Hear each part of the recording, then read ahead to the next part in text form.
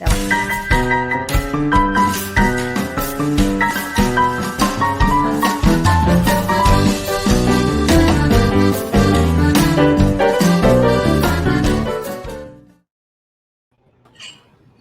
Alô, alô, boa tarde. Bem, meninos. Salve, salve.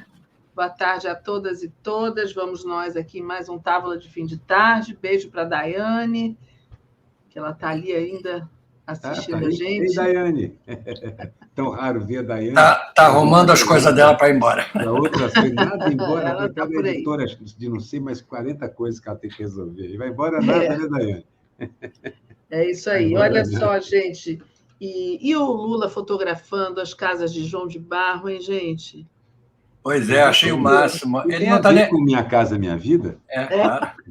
Eu achei que ele estava falando assim, não, eu não vi o ato porque eu estava fotografando a casa de João de Barro. Falei, deve ser a Minha Casa Minha Vida, né? Mas depois eu entendi que era a casa do passarinho, né? Ele achou duas, se não me engano, no alumínio, quer dizer, os João de Barro construíram a casa na estrutura de alumínio, só se vindo de esqueleto, com o barro. E que legal essa sensibilidade dele. Né? Bom, mas o que ele falou dos Estados Unidos é importantíssimo, sobre o que era a democracia americana e o que é hoje o retrato. Mas você sabe que ontem teve a palestra do Pepe Escobar, eu estava ali na mesa também, e ele falou isso, e várias pessoas têm falado isso. Os Estados Unidos estão muito mudados em relação àquela coisa que o Lula falou do símbolo da democracia. Você vê que ontem teve protesto de estudantes pró-Palestina na Universidade de Colômbia e em outros lugares, e foi praticamente proibido. Fecharam as portas da universidade. Só um parêntese, isso é comum nos Estados Unidos.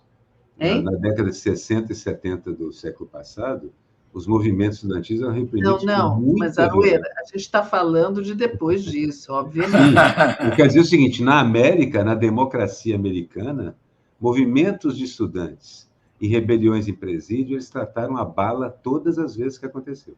Não depois da década de 80, isso foi mudando. E agora, isso aí, você vê que eu acho que naquele momento, nos anos 60, com certeza, anos 70 também, que tinha as manifestações contra a guerra do Vietnã, mas eu presenciei as pessoas os manifestantes sentando nas pontes em Washington para impedir que as pessoas chegassem para trabalhar, e sentados lá, a polícia não tirou eles, mas claro que tinha muita repressão, sim.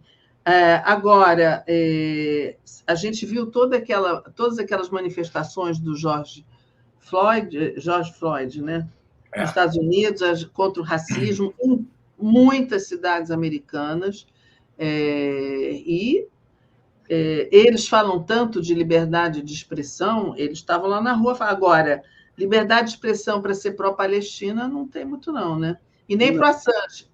E os Estados Unidos têm uma coisa que cada estado tem uma constituição, uma maneira de agir diante de manifestação, então a gente nunca sabe exatamente qual é o comportamento federal em relação a isso. No estresse social, é que a ausência de democracia americana e a democracia burguesa em geral fica mais evidente.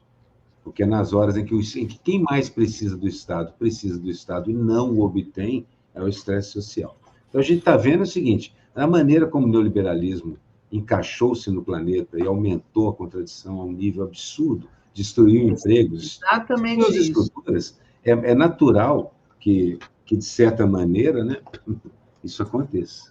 Não, e a gente percebe o que está acontecendo com o Trump. Se tivesse acontecendo em qualquer outro país do mundo, o presidente já estaria preso, já estaria impossibilitado de disputar. Assim, mais ou menos. Não sei. Tudo que está acontecendo, todas as acusações. Depende do país, né? Qual que seria o outro? Se fosse na França, se fosse talvez na Inglaterra. É, eu estou falando disso, estou falando de país, a Alemanha, a Tenho França, minhas Japão. dúvidas se a Inglaterra moderna ou se a França moderna faria isso também. Não faria, não. Acho que não. Seria a mesma coisa. O cara escaparia. Eu não acho, não. O poder, hoje em dia, no momento, numa situação radical feita que nós estamos, em outros tempos, você talvez tivesse mais confiança no tecido social. Mas a gente está vendo, acho que o que o Lula disse é isso, que o tecido social no planeta esgarçou. A democracia está numa grande crise, e a causa dessa crise é o esgarçamento do tecido social.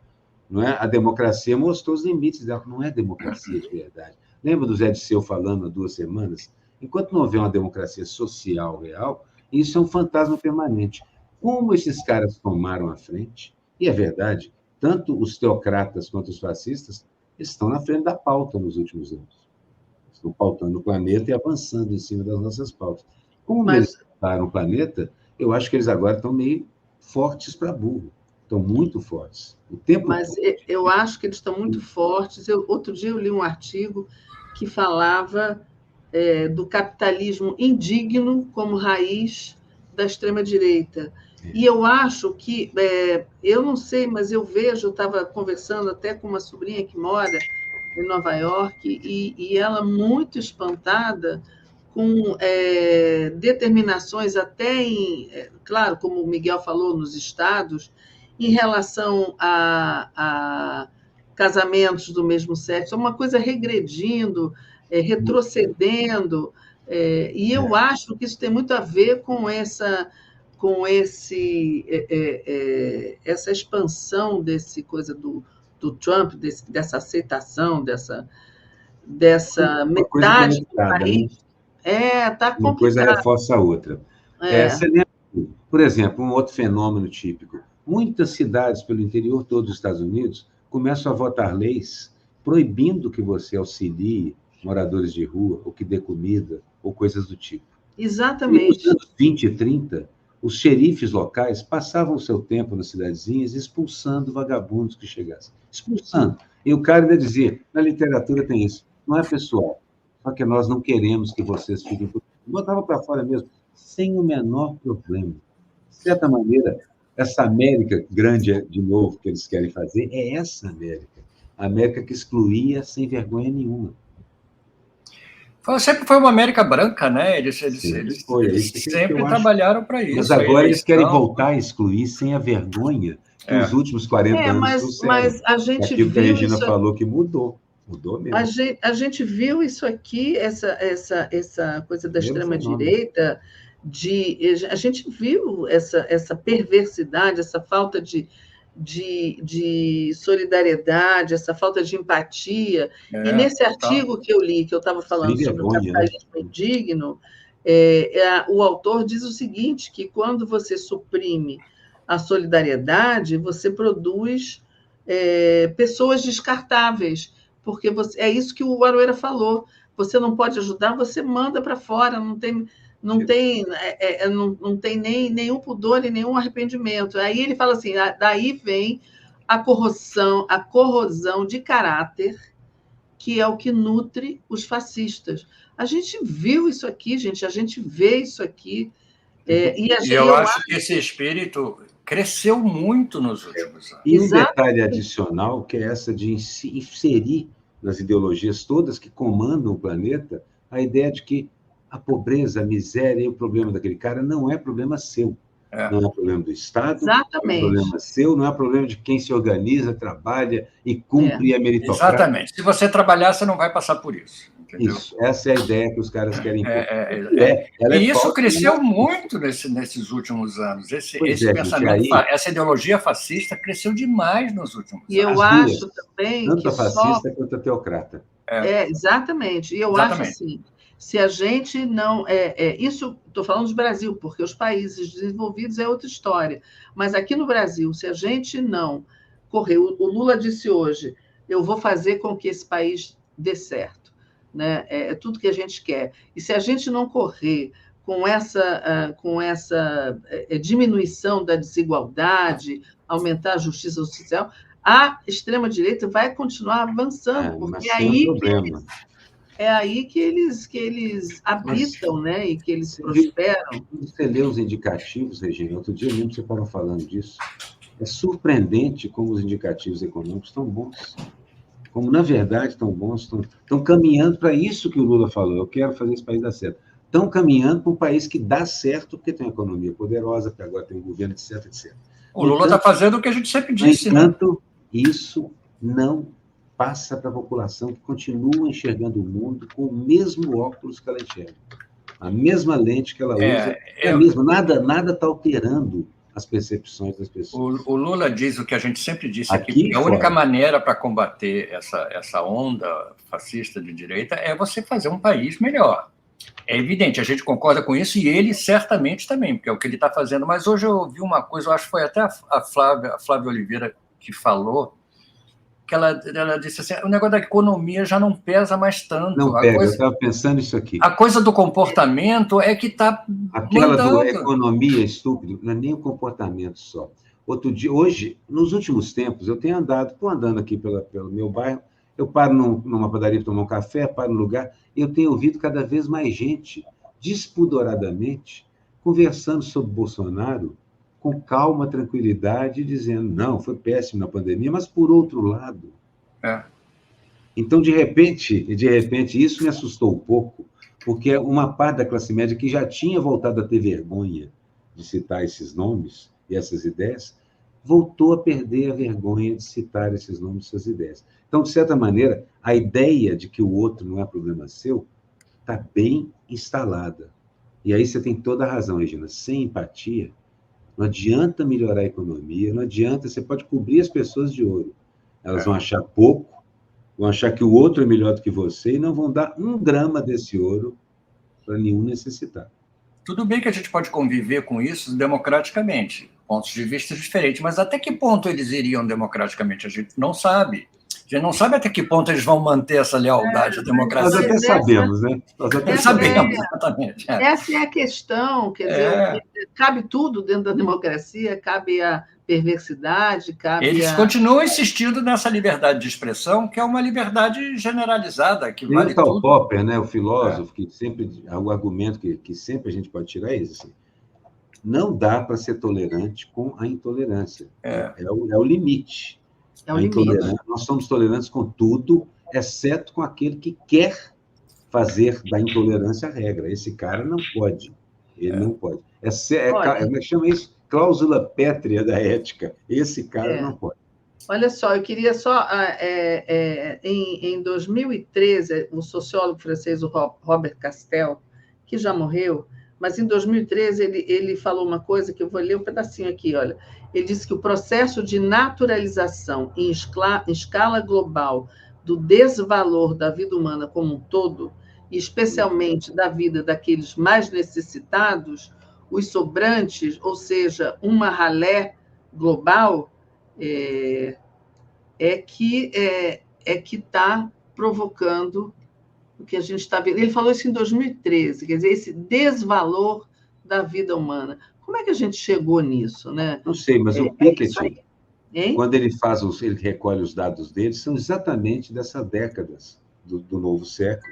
Ou seja, em 2013, os cientistas já tinham arregalado os olhos para os números e tinham visto que, na verdade, a situação estava pior do que nunca. E agora potencializada com a rede social. Porque se a empatia é contagiosa, a ausência dela é virótica, é mais contagiosa ainda. E a rede social, a gente se ilude a achar que é uma coisa coletiva, não é uma coisa absolutamente individualista, entendeu? É a sua maneira de se manifestar, mesmo que você esteja fechado num cubículo, entendeu? Você vai ser, teoricamente, ouvido pelo mundo inteiro. Então ela estimula muito esse individualismo. Voltando não há nada coletivo espírito coletivo. Voltando à análise do Lula. Congelou aqui. Deixa eu só falar uma coisa aqui que não sei se está esquisito o meu computador, que o Jonas falou aqui. Foi exatamente esse artigo que eu li, não esse do Robert Castel, mas esse do Fabrício Maciel, no Outras Palavras. Porque eu leio tanta coisa, eu não fico lembrando. Mas foi exatamente esse. E ele diz essa frase: no capitalismo indigno, é onde está a raiz da extrema-direita. É isso mesmo, Jonas, obrigada. O Lula fez uma grande análise de conjuntura hoje na conversa com os jornalistas, daquelas de antigamente. Eu me lembro quando a gente tinha reuniões políticas, tanto nas organizações quanto no movimento estudantil, e a análise era detalhada, era fundamentada. A dele foi exatamente isso, detalhada, fundamentada, globalizante, ele compreende o todo, compreende a especificidade. Não, e corajosa, né, também, né? Se expor porque o presidente abrir o verbo com tanta clareza e transparência não é comum. Por outro lado, assim, ele tem até equipe capaz de governar, mesmo com os problemas, mesmo sendo um governo centro-direita, como diz o Zé Disseu, e eu acho que o Zé Disseu tem muita razão nisso. Mesmo assim, com esse Congresso. Hein? Como é que é? Mesmo com esse Congresso. Mesmo com esse Congresso, ele tem governado e tal. O problema é que um Congresso desse, hoje em dia, talvez seja a coisa mais eficiente, junto com as redes sociais, para divulgar o erro, para divulgar a fake news. Porque esse Congresso, capilarmente, é que acaba chegando com a notícia lá no prefeito. E o prefeito é que espalha, e assim por diante. Nosso negócio é que a gente precisa resolver um pouco mais essa capilaridade, e para isso os partidos de esquerda e do campo progressista vão ter que arregaçar as mangas e fazer um esforço de retornar à base. Vocês já ouviram essa expressão tantas vezes, retornar às bases? Mas eu acho que agora, pelos grupos partidários que eu participo no Zap, as reclamações, o tipo de crítica, está precisando demais das direções partidárias irem se encontrar de novo com a base. A base está angustiadíssima com essa situação que nós vivemos. Enfim, eu estava lendo aqui a Clarice Miyagi concordando aqui que o que conta é o individualismo, não importando... Miyagi, que nem o animador? Miyagi. É isso que os extremistas fascistas pregam. Miyagi é o eu acho que esse a teocracia e essa valorização do mérito pessoal, do individualismo, acabaram com qualquer sentimento. Os sindicatos acabaram por quê? Por causa disso, entendeu? É tudo a valorização do indivíduo, né? Não, então, os sindicatos acabaram também porque parou de recolher dinheiro. Não, eu sei, mas o motivo por detrás está aí, porque você perde completamente a voz, né, do Mas seu eu concordo grupo. com o Miguel. Se você não liga mais para o coletivo, para que sindicato? Exatamente, para quê? Então está tudo valorizando o individual, a meritocracia, você sobe no pescoço do outro, o que importa é você ser mais forte, ter mais chance. Acabou qualquer compreensão social do que acontece. O coletivo, né, Miguel? O coletivo acabou. As associações de moradores, não tem mais. Gente, eu comecei a me organizar muitos anos atrás com as associações de moradores, voltei a me organizar, porque me organizaram lá na época dos estudantes, eu passei por isso. Depois, quando eu voltei ao Brasil, as associações de moradores eram a coisa mais moderna que tinha.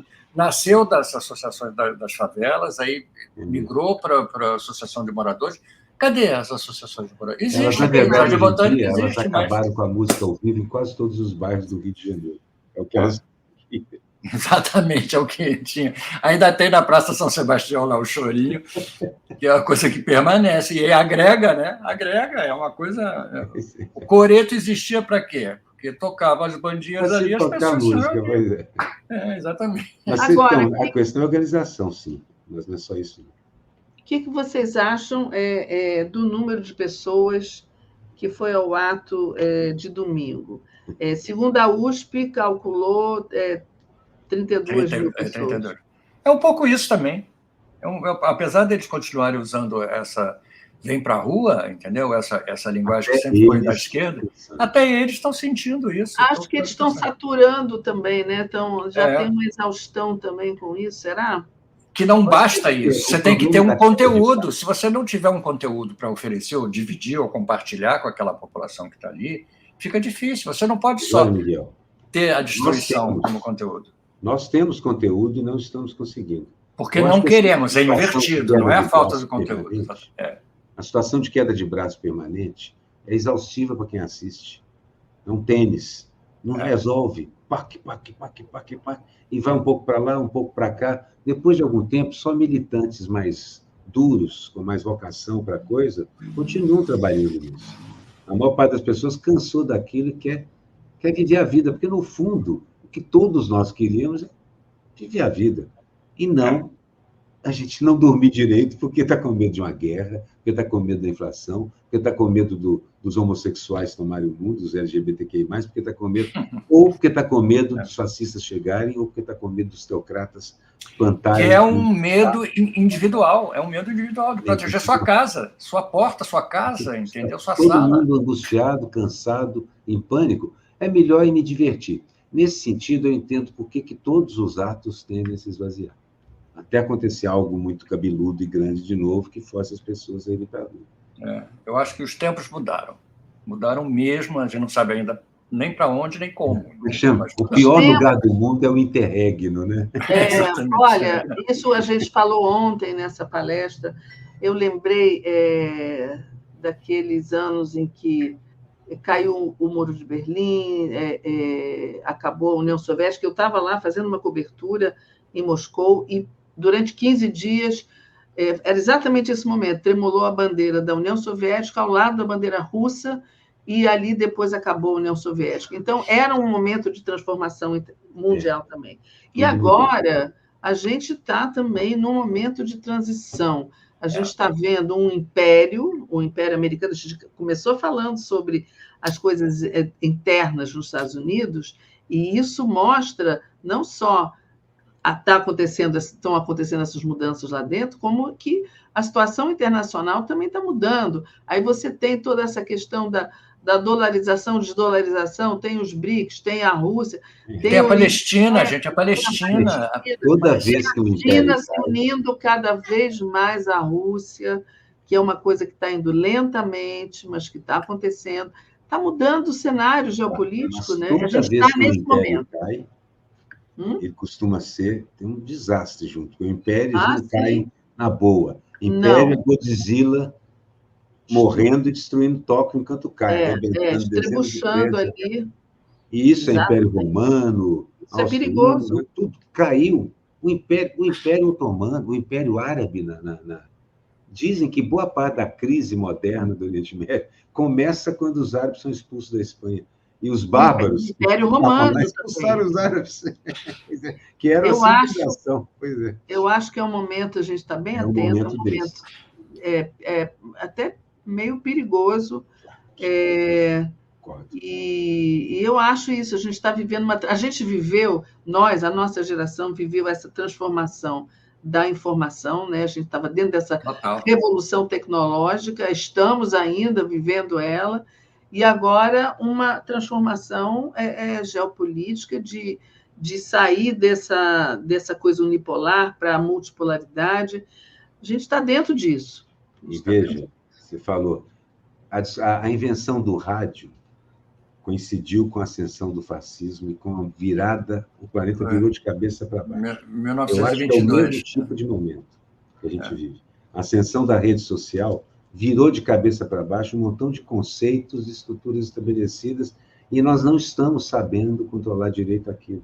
O rádio, por exemplo, foi a razão de Hitler ter chegado ao poder. Quer dizer, a mídia que o levou ao poder foi o rádio. Em compensação, foi a mídia que o derrubou, porque os discursos de Churchill, de não sei mais aqui também.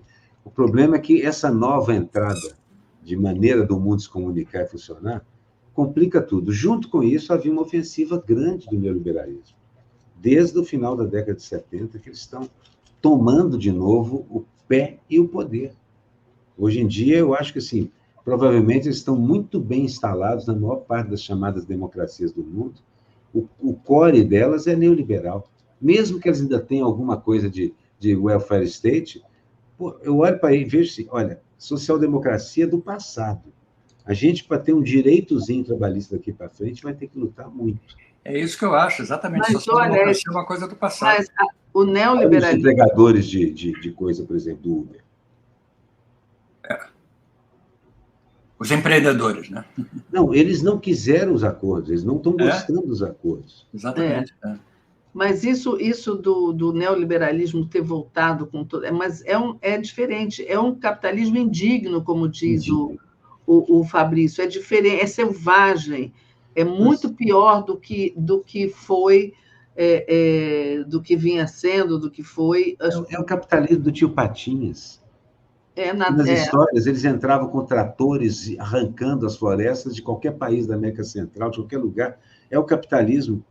O neoliberalismo sempre foi indigno, sempre foi capitalismo indigno, e o capitalismo associado ao imperialismo foi indigno pra caramba também. A verdade é assim, toda vez que você solta... Aliás, o capitalismo sempre foi indigno. Exato. Cada vez que você tira a regra de cima dele, ele é indigno.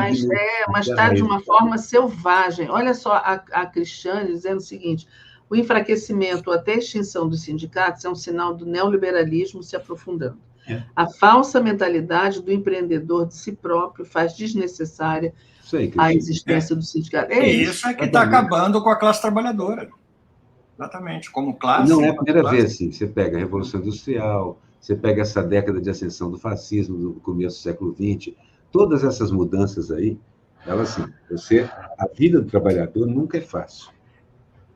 Mas em alguns momentos, nós estamos vivendo um desses, a gente é apertado, quer dizer, o trabalhador é apertado como um parafuso, perde os direitos, e agora, como a gente estava falando aqui há pouco, o empreendedor ele nem nota que está perdendo direito. Ele acha que não é com ele. Aliás, essa imagem é muito boa, né? O trabalhador é apertado que nem um parafuso, entendeu? É muito bom. Parafuso. O capacete, né? Eu já desenhei isso uma vez, o capacete Eu vi uma coisa agora aqui na Globo News que é preocupante. O TSE, a partir de junho, vai ter o André Mendonça e o Cássio Nunes. Sobram 5. O presidente mais 4. O que vai dar de 5-2, eu espero que dê 5-2, entendeu? Ou, na pior das hipóteses, 4-3. Vai ter muito 4-3. Porque vou te contar. Tudo isso, no final das contas, está refletindo como a sociedade está funcionando hoje em dia. É 4-3. Mas sabe o que é pior, Aroeira, que eu acho? É que de tanto isso ser falado, de tanto ser introjetado, o próprio trabalhador acha que ele não está progredindo porque ele não merece, porque ele não lutou o suficiente, ele não conseguiu o que outros conseguiram. Quer dizer, a própria pessoa, então, ela não se revolta contra aquilo. É o pastor que diz, você não se curou porque não teve fé suficiente. Você vê, a Grã-Bretanha vai mandar de volta um monte de gente para Ruanda. Está fazendo um navio, vai mandar de avião as pessoas, os imigrantes, de volta, vai deportar. É uma loucura, e a gente está assistindo. Eu acho que existe uma lei, eu estava ouvindo isso rápido, existe uma lei internacional que você não pode mandar pessoas para um país eu sei, perigo. Mas eles vão acabar dando uma volta nisso, porque, no final das contas, machuca menos o jornal e a imagem deles do que deixar o pessoal morrer na praia. Então, eles vão começar a pegar e mandar de volta, pegar e mandar de volta. Vão gastar dinheiro? Vão. Mas eles estão num momento em que eles já são donos de praticamente todo o capital que circula no país, no mundo, e não é mais um problema para eles. É melhor devolver os caras do que deixar morrer na praia, porque isso é péssimo para a imagem. Então, a sensação que eu tenho é que eles estão ficando mais eficientes, sabe, Egílio? Vão tirar um pouco da tosquice, do fascismo ou das teocracias, vão invernizá-las e voltar a oferecer esse produto no mercado, com excelentes chances de ser aceito. Porque o pessoal está de saco cheio. E quando você está de saco cheio, você quer que alguém resolva para você. Que entre alguém e resolva para mim. Que dê essa bordura. E é um primeiro-ministro que é filho de imigrantes, jovem. Você falou que eles iam devolver. Eu falei assim, será que eles vão devolver para o Paquistão também? Devolver o quê? O primeiro-ministro do Paquistão. Pois é, só se botar primeiro-ministro junto. Ele é de uma família bilionária do Paquistão. Mas é bilionária, você bem ressaltou aí, entendeu? Somos imigrantes, mas eu sou menos imigrante que você. Minha pátria é o dinheiro. Quem tem o passaporte do dinheiro não precisa ter problema, né? Gente, os brasileiros em Portugal não falam isso quando dizem assim, mas vocês estão aí, os portugueses já não querem mais os imigrantes, os estrangeiros. Mas nós somos outra categoria de estrangeiros. Exatamente. Eles acham que foi eleito, o deputado que foi eleito pelo Chega disse isso, e ele é negro. Vai fazer o quê? Brasileiro. Brasileiro, exatamente. Mas é diferente, nós estamos inseridos na sociedade, temos dinheiro. Somos outra categoria. Mas olha só. Aquilo que a gente falou. Isso aí. Tem uma pessoa aqui perguntando onde é que está o seu biombo. Mudou de biombo. Não, ele mudou de. Tá ali? Eu achei que você tinha mudado de local. Não, como o meu quarto, meu escritório, não está o desastre que costuma ser, eu esqueci de pôr o biombo, que eu não estava precisando. Tá o ótimo. biombo ali, gente, é para proteger vocês. Vamos botar as charges? Vamos lá, deixa eu organizar aqui. As charges, na verdade, muitas delas versam sobre o Lira, porque o Lira está desgovernado. No momento, ele está no mesmo... E, olha, o Cunha ficou assim também. Até em fevereiro eu fiz a charge, o Nando também fez uma hoje. mas o Cunha também, no final, ele ficou desgovernado. Ele começou a não entender mais o que estava acontecendo. Não, mas vamos começar com essa catástrofe. O que aconteceu, esse episódio tipicamente... Eu ainda não entendi o suficiente, Miguel. Eu também tenho muita opinião assim, diversa. Coisa nisso não, aí. Eu também tenho, mas mesmo assim, levando em consideração as opiniões, ela levar o tio para o banco nessas condições já é uma coisa, sei lá. O histórico dela é menos complicado e mais complicado ao mesmo tempo. Ela sempre fez tudo certo e parece estar um pouquinho descompensada. Eu acho que tem muito disso. Tem uma filha também meio desequilibrada. É uma tragédia geral, e não é só porque ela levou o cara, o tio já morto, sabendo ou não sabendo, podia até não saber, né? Mas a tragédia é da sociedade. Como a morte social está aqui, morte social. Olha, na verdade, assim, a ideia de utilizar o morto para receber é comum. Tem até filme sobre isso, da comédia à tragédia. A gente viu. Agora, o que gerou de meme... A ideia de se aproveitar, de herdar, ou o desespero, que de repente o cara é o único arrimo de tudo, e ele morto, o dinheiro não entra. O problema é que eu vi aquilo e falei, gente, isso é uma daquelas buiabace moral, né? Isso é uma caldeirada moral. Tudo aí está aí dentro e não tem nada muito certo. E, de novo, a culpa dessa porcaria é a sociedade de merda que a gente é obrigado a viver. Exatamente. Patético, a situação é patética. Eu achei muito interessante. Essa é uma homenagem ao dia. Deixa eu só voltar lá um minuto, não precisa voltar ao chat, não, mas só fazer um comentário. A televisão deu esse caso incessantemente. Incessantemente. Porque é aquela coisa da sociedade, do espetáculo, isso aí chama atenção. O tempo inteiro eu passava assim, olhava, tentava essa notícia lá. E eu fiquei com muita pena da situação toda, muito horrível, né? Antigamente, hoje as redes não deixam mais isso. Antigamente, a gente via situações pavorosas nos chamados jornais do mundo cão, né? As bancas de jornal tinham uma seção ali que era só para isso. E você podia se dar o luxo de não olhar para aquilo. Agora, você se lembra uma época que as bancas de jornal ficavam cheias de pessoas lendo as manchetes dos jornais? Sim. Não tem tanto tempo assim, tem o quê? 20 anos, 30 anos? De um lado, as manchetes mais apavorantes. Do outro, as manchetes de economia ou políticas, e dava para ver o tipo de pessoas diferentes. Impressionante. As coisas. Bom, aí a homenagem ao dia, que aqui no Rio de Janeiro é um feriado, dia de São Jorge, dia de Ogum. Dia de Ogum. Eu queria lembrar e queria fazer aqui uma homenagem a São Jorge, e o Rio de Janeiro é tão devoto de São Jorge. Se nós matamos um leão por dia, o trabalho do Lula é muito pior, que é um dragão por dia. É um dragão por dia. E salve aqui São Jorge, salve Ogum. Essa história aqui, eu estou esperando, né? Quando é que vai ser revista, né? Essa história... Vai para o plenário. Vai para o plenário, né? Vai? Vai. Pelo menos assim, o Supremo como um todo acha que isso tem que ir para o plenário. E tirar a tornozeleira de um bicheiro não é coisa... Não, é um pouco demais, né? Enfim. Quando a Pimenta vem falar que não, a crise está superada, eu não resisti, cara. Então tá bom. Ele faz muito esse papel, né? Não tem problema nenhum. Não, tá tranquilo. Lembra de uma charge daquele argentino, esqueci qual, Fontana Rossa? Fontana Rossa. Era o gaúcho encostado na parede com os braços cruzados assim. Perto dele um outro gaúcho com a faca, ele todo furado de faca, todo furado. Só já voltei. Chucho, não me provoques, Chucho, não me provoques. Ele está todo cortado de faca e tal. Chucho, não me provoques. O governo está assim, não me provoca, não me provoca. Mas a gente tem comentado em muitos programas, em muitos locais, em mesa de bar, não é... Será que já não aguentamos muito? Será que já não é hora de devolver um pouco a provocação, talvez? Não sei. Eu não sei porque eu não estou lá coordenando a política. Mas tem horas que o Lira passa do ponto mesmo. Ele tem passado do ponto frequentemente. É uma coisa que parece... Mas eu acho que ele está meio desesperado, eu acho, entendeu? Ele não te lembra o Cunha naquela fase? Está acabando o mandato dele, não está acabando? Está acabando. Acho que é setembro, né? Aqui está a turminha da antidemocracia, o que a gente estava falando agora, entendeu? Ninguém quer regulamentação de nada.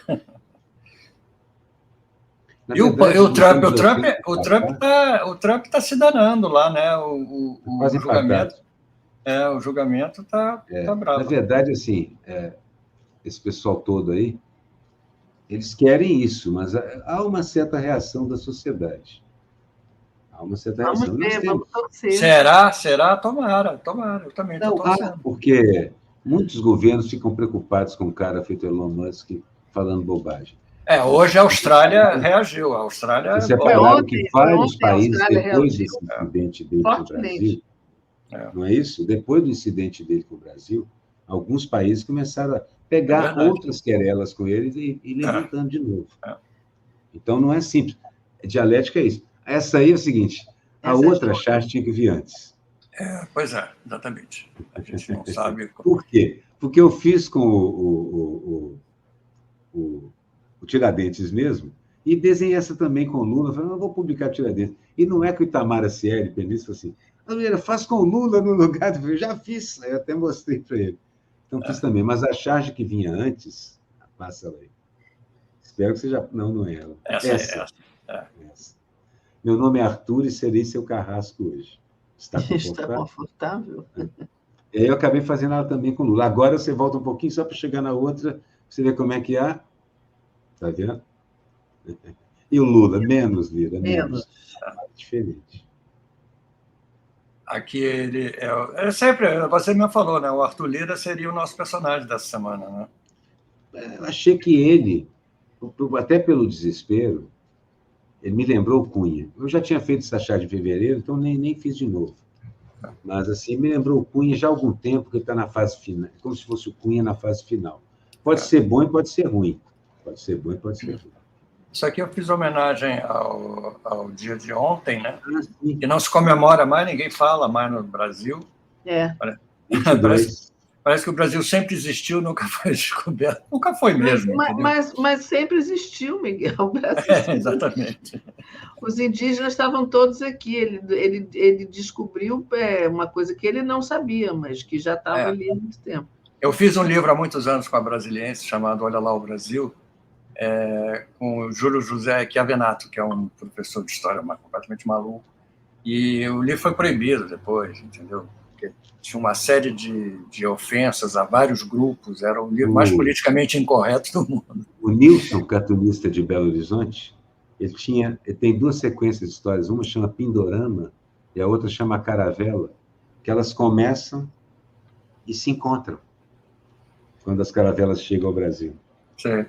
É absolutamente genial, porque ali você vê que o Brasil existiu. A tirinha Pindorama é uma delicadeza, é a vida, é a história deles, antes de existir em português.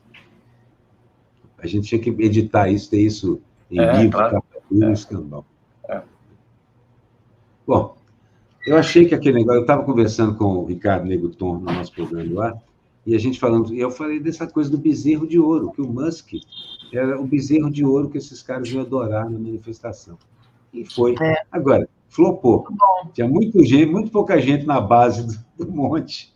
Agora, vocês perceberam... Eu hoje estava pensando que o X, que o Elon Musk colocou como nome, o símbolo do X é o da censura, né? Não é do corte? A censura, Então, eu fiquei achando que tinha uma mensagem subliminar aí. Também a variável que você procura, que você quantifica finalmente. Ele pode alegar isso, exatamente. Tem mais significado ali na matemática, né? Mas... O que os censores faziam nas nossas matérias do Pasquim? Era um X. Mas isso é a visão do cartunista censurado, é essa, que o X representa a censura. Mas o X, na verdade, é a incógnita... É o X da questão, né? É a variável, exatamente. De novo, aqui, mais uma vez, o Lira. Exatamente. A gente pegou no pé do Lira essa semana. Não, o Lira está pegando no pé da gente. É a pirraça no Twitter. E, no final das contas, gente, eu acho que acabou se voltando contra ele. Eu acho que vai se voltar mais ainda. No mundo como um todo, a pirraça dele atraiu a atenção que ele nem queria agora.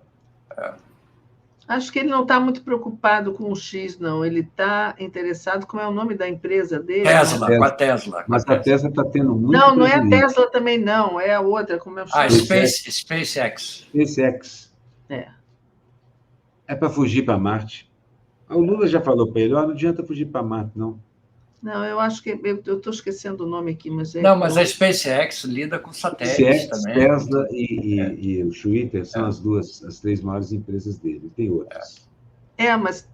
bom, eu vou ver daqui a pouco. Fala para vocês. Será aquela dos Estados Unidos, que está mudando até de lugar, com domicílio mais populista? Deixa eu ver aqui. Essa aí é o nosso Barroso. Nosso Barroso. Acolhendo os pintainhos. Acolhendo os inelegíveis, Foi um estertor da Lava Jato. Acho importante registrar que a semana passada a Lava Jato deu uma respirada, botou a cara para fora de novo. E faltou água para a Lava Jato. Mas agora voltamos ao normal. Acredito, como o próprio o PL já recorreu do Moro. Eu acho que, na verdade, vai chegar no Supremo e aí é outra coisa. Claro, tem o TSE com a nova composição, né? Também preocupa. Que eu espero que não mude nada. E essa é a Niara. A Niara é sobre que, na verdade, esses bilionários são também os caras que destroem o planeta. Eles não só aumentam as contradições, mas eles também são os responsáveis pelos problemas que você está tendo. Se tem um maremoto, se tem um incêndio de proporções gigantescas, tem o dedo de um bilionário desse que tem uma mineradora, uma petrolífera, sei lá.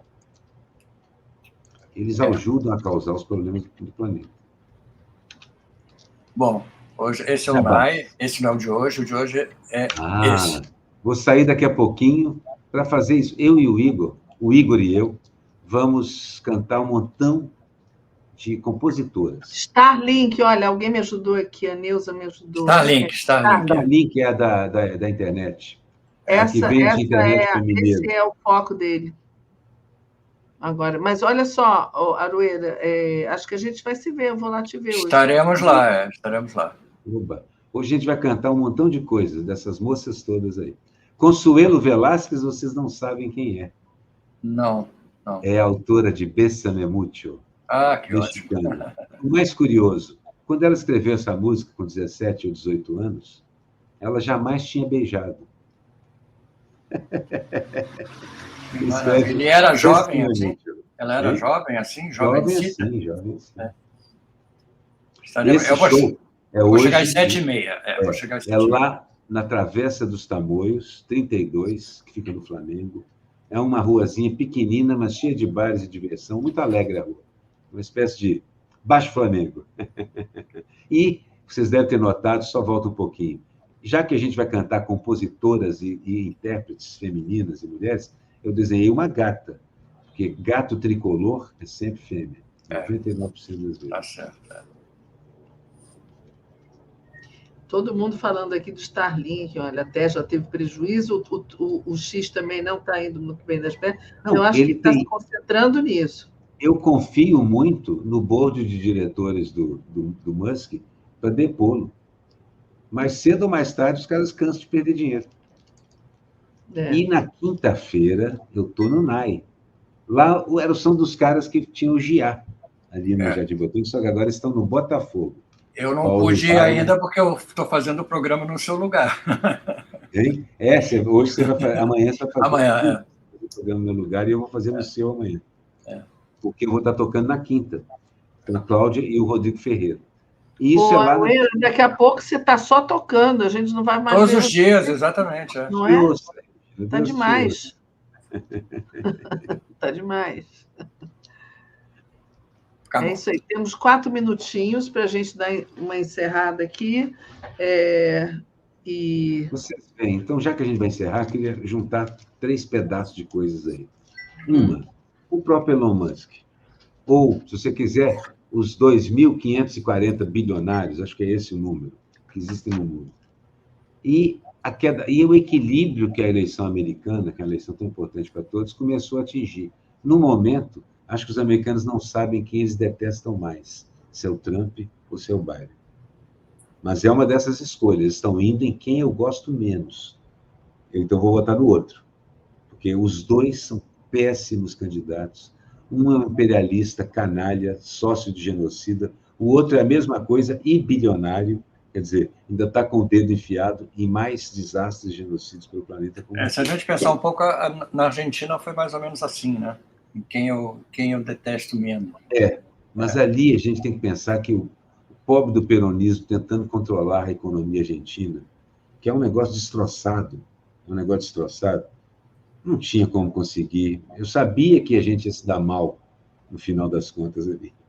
Agora, o Milei está dizendo que teve superávit, segundo mês seguido. Claro, ele não gasta mais nada, fechou a torneira, não tem mais, o país não existe, vai ter superávit. Não é um superávit que dure, porque se não tem empresa funcionando, porque vai ser uma quebradeira. Não, eu vi vídeos de pessoas catando lixo para comer em Buenos Aires. Está uma tragédia, né? Claro, não gasta, fica em superávit mesmo. Gente, então é isso. Voltamos. Nossa, conseguimos terminar no tempo hoje, isso é raríssimo. Vamos dar uma respirada aqui no tempo para entrar a próxima atração. E o papo fluiu, foi ótimo. Foi bom. Agora, eu senti que todos nós três aqui estamos um pouquinho menos animados com o planeta no dia de hoje, né? Não estou nada animado. Não tem muito motivo para animação, não. Nada. Até eu, que professo otimismo, tenho um otimismo mais cauteloso hoje. Estou com o Mariano Suassuna, um realismo esperançoso, como me disse o Chico. Como é que a gente resumiria o programa de hoje? Foi o quê? Foi uma... Mariano Suassuna, realismo esperançoso. Eu acho que a gente filosofou um pouquinho aqui e também não dá para ficar muito, não ter muita esperança enquanto a gente sabe. Hoje teve um bombardeio muito pesado no norte de Gaza, como há muito tempo não tinha, e a gente não fala mais disso, não vejo mais isso. Nem a imprensa oficial fala mais disso, não é? Virou assim. Mas eu não disse sem esperança, não. Eu disse realismo esperançoso. Não, só para deixar. Não tem muita razão para ficar. Posição. Não sabe o peso de cada um, né? Do peso do realismo e o peso da esperança. Não, mas a esperança aí é a esperança de Paulo Freire, é um verbo. Esperançar. Eu acho que hoje foi uma conversa de constatações, né? A gente ver como é que as coisas estão e torcer para o Lula para ele fazer o país dar certo. E continuar fotografando as casas de João de Barro. Gente... Isso aí. Mas eu queria de novo insistir. Isso é um momento, eu tenho esperanças o tempo todo, continuo tendo, só acho o seguinte, quando você entende o problema bem, você está muito mais próximo da solução. Sem dúvida. Sem dúvida. Um beijo para gente. Aroeira, Miguel, até mais. Um beijo para todos. Até mais tarde, então, já que vocês vão lá. Nos vemos mais tarde. Isso aí. Obrigada pela companhia de vocês aqui. Beijo para todos. Beijo. Tchau. Tchau, gente. Tchau, moçada. Tchau.